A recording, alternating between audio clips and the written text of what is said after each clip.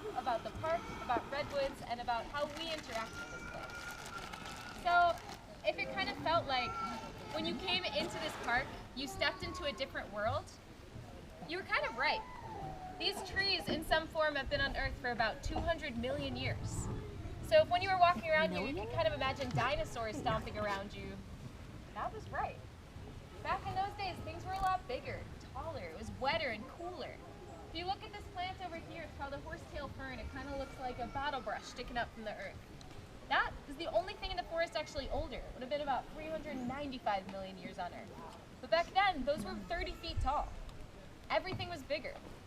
Everything got smaller except the redwood trees. So we're going to be trying to figure out how these trees didn't get the message and how they're surviving this long without that message. But before we do that, before we dig into that mystery, I want to invite all of you to take a moment to think about the word valuable. This place is valuable by the merit that you made a reservation and drove down a really windy road to get here. So something about this place called to you. So first, think about the word valuable in your head. Define it. What does that mean to you? And then think about something in your life that's valuable. I'll give you a few examples from my life. Having a car so I can get to work is pretty valuable to me. Being able to talk to my family, even though they're in Illinois and I'm here, is pretty valuable. Croatia winning the World Cup is pretty valuable to my FIFA bracket right now. Does anyone have anything that they want to share that's valuable to them? Go ahead. Yeah, go ahead.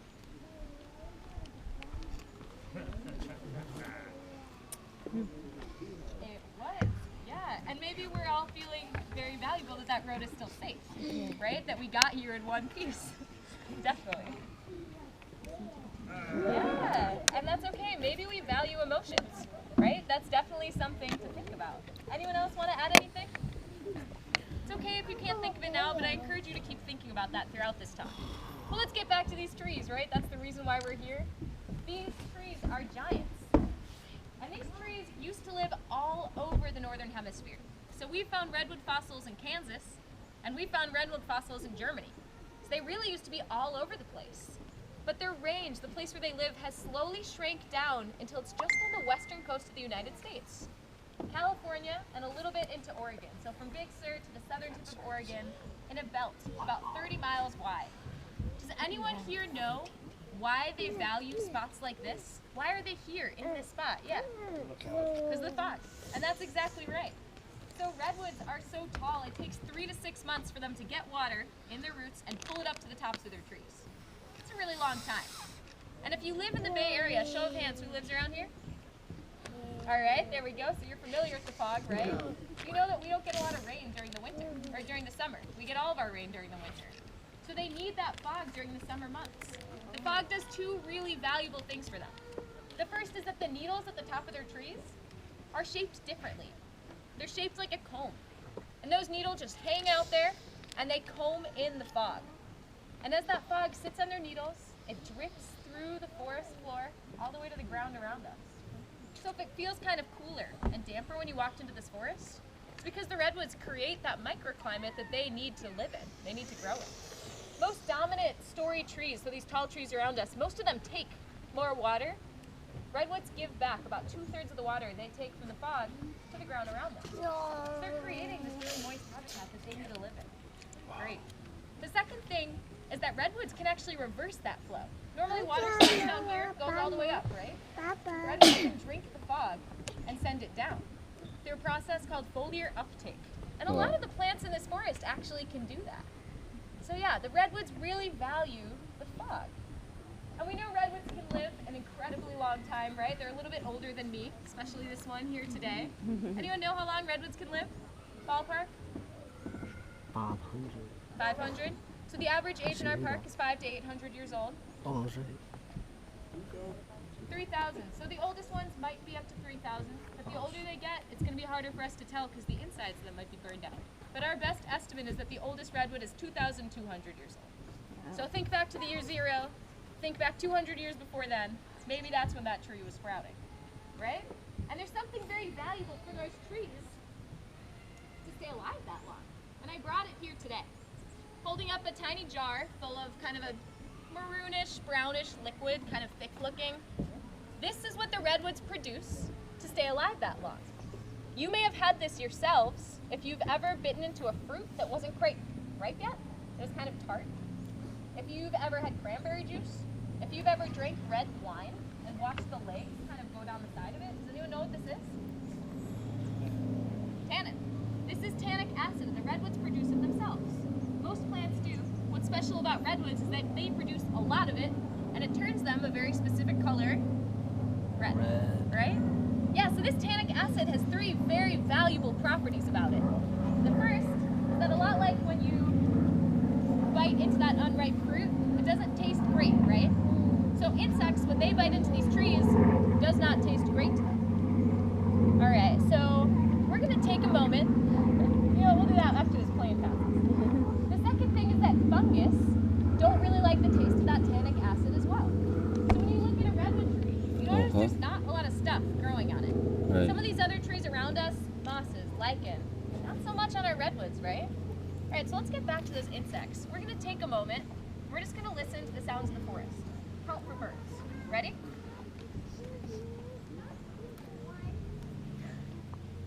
Yeah, I heard that one too. All right, so do we think about 1? Okay, 2. Do we think it was the same bird or 2 different birds? Same bird probably, right? 1 bird. If you're in a forest of this magnitude, are you expecting to hear more birds? Probably, right? That's because there's not that many insects here. If there's not that many insects, there's not that many birds. Why does that relate? The food chain, right? Birds like to eat those pesky insects that land on us all the time. And being from Illinois, I'm very grateful that there's not that many insects here. All right, I said there's 3 things. What's that 3rd thing? Redwoods are fire resistant. That tannic acid acts as a shield around them. So have we noticed any evidence of fires coming through this forest? Yeah, definitely, right. You're pointing right behind me. Yeah, there's some black marks on this tree right here. The last fire to come through here was about 150 years ago, over that. So let's play a little game. Is fire valuable to humans? Thumbs up for yes, thumbs down for no, thumbs in the middle for it's complicated. I'm seeing some thumbs up. I'm seeing some thumbs in the middle now. You're kind of wavering. It's okay. All right, yeah, and the truth is that it's a little bit of all of that, right? Fire helps us live. Fire helps us eat, get the nutrients we need, stay warm, but too much of it maybe is scary, right? We need to be able to control it. Redwoods have a similar relationship to fire. They can outcompete other trees when fire comes through. When fire comes through, it burns away all this stuff that just sits on the forest floor and builds up that can prevent new seeds and new plants from growing in. So fire is really healthy for this forest. Okay, so do we think this fire was natural? Thumbs up for this is a natural fire. Thumbs down for this is not natural fires. Thumbs in the middle for I don't really want to be here. I'm not listening to you. And nobody in the back ever votes. I'm calling you out because it's like college courses. I used to be that kid. Give me votes from the back. All right, so I see some thumbs up. Thumbs up. These were natural fires. Thumbs down? Thumbs up. Okay, yeah, I don't know. Anyone? Thumbs in, nobody thumbs in the middle today. Thank you. Oh, you're wavering. Okay. All right, so if you said thumbs up, why would this be a natural fire? What would have started a natural fire? Lightning, right? Yeah, but like we talked about before, this is a Mediterranean climate, meaning Bay Area folks, do we get rain? Do we get lightning storms really? Not really. The last one I remember was last September, I think.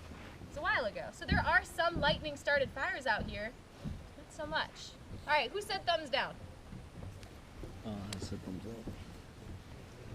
All right, well if it's not lightning, what do we think caused these fires? Stupid people. Yeah. The people who were out here were the Coast Miwok people, the indigenous tribe who lived in these areas.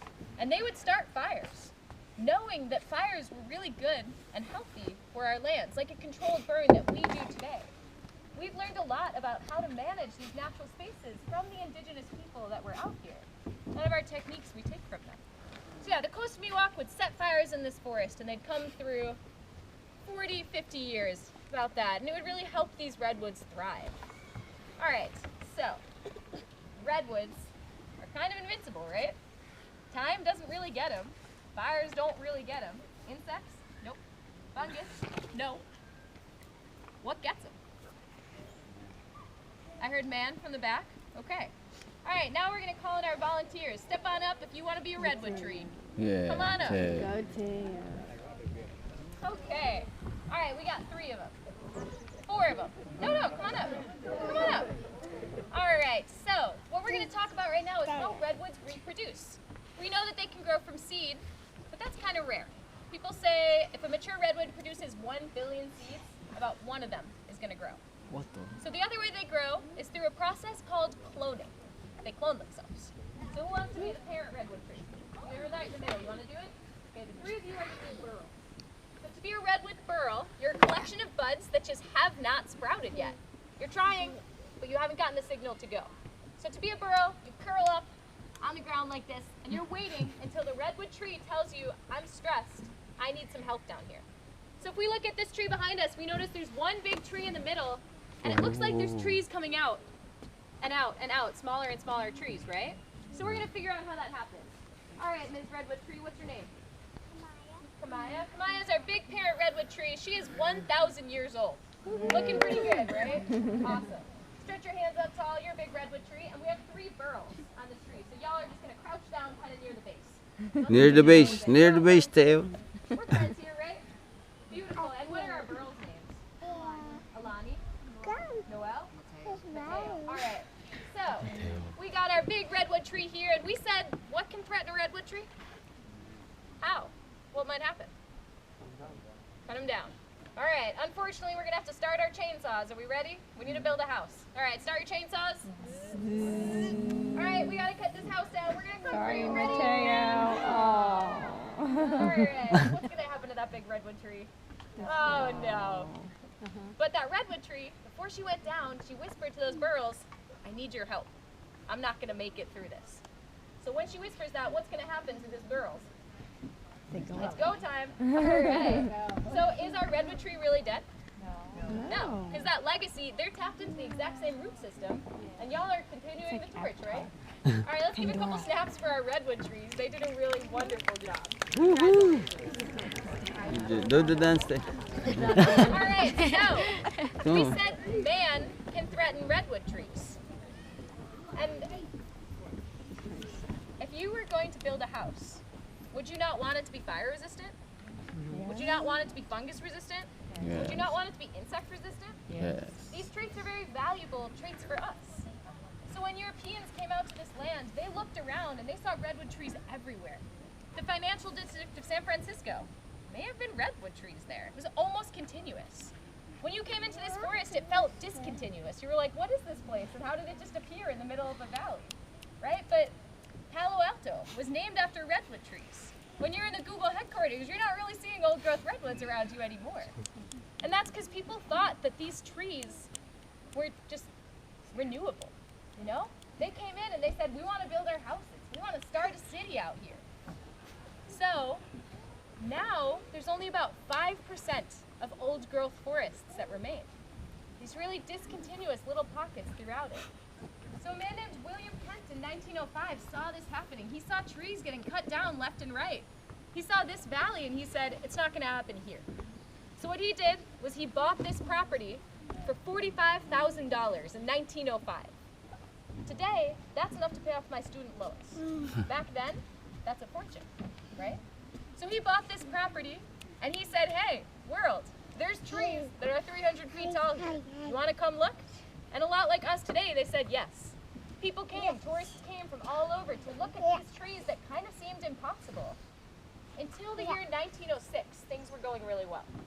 What happened in San Francisco in 1906? The earthquake. And then fires. Yeah, a lot of people forget that one because after that earthquake, about 80% of the infrastructure in San Francisco burned to the ground. So the city of Sausalito, which you may have driven up through, said, hey, William Kent, we know this is valuable to you. We know it's very pretty, but we have a different idea of what valuable is right now. We need to rebuild our city. San Francisco is in flames right now. We need to rebuild. So they claimed eminent domain over this land. They said, we'll pay you back, but we need these trees. They were going to cut down these trees. They were going to rebuild the city, fire resistant this time. This dam behind us, they were going to dam it up and provide power. We're going to power that great city, and is that not valuable? But William Kent did not back down from his idea of what it means to be valuable. It means to survive the millennia. So he did the only thing he could do, the only power that was stronger than the power of the city of Sausalito, the federal government. So he donated this to Theodore Roosevelt in 1908 with the stroke of a signature in the Executive Act. He signed this into a national monument. You are not in a national park. National parks have to go through Congress. This was signed right away. And it's a happy story, right? Because it's saved. We're all standing here today. We know that redwood forests have a lot of other value as well. So we know that a mature, old-growth redwood forest stores in, it takes in more carbon than any other forest in the world. So anytime you're breathing out, anytime you're turning on your car, anytime you put on a new pair of jeans, these redwood trees are packing on that carbon, and a lot of it, right? So we know that's valuable. We know that being outside can make you healthier and happier. We know it can reduce your stress. So we have a lot of other values we've associated to this redwood forest today. But we need to go back to William Kent for a second. Because the job of the National Park Service is to preserve the good, the bad, the ugly, and everything in between. And William Kent had a little bit of all of that in him. He's kind of a complicated historical figure, like most historical figures are, right? So William Kent, after he went on to donate this land, he went on to run for Congress successfully on the principles of the Asian Exclusion Acts that were going on in the early 1900s. He had a very strong idea of who these forests were for and who should be utilizing them. So, today in the National Park Service, we say thank you, William Kent, for your valuable gift, but we're going to be putting our own values into this place, right? We know that public lands are everyone's rights, but we also know they're everyone's responsibilities as well. So we can start to think about the challenges that redwoods are facing. Think back to those challenges. We have deforestation. We have people wanting to turn these trees into infrastructure, right? We also have that thing. We can think about the fog too. We can think about the future of these redwood trees. So we know that redwood trees are fog dependent, right?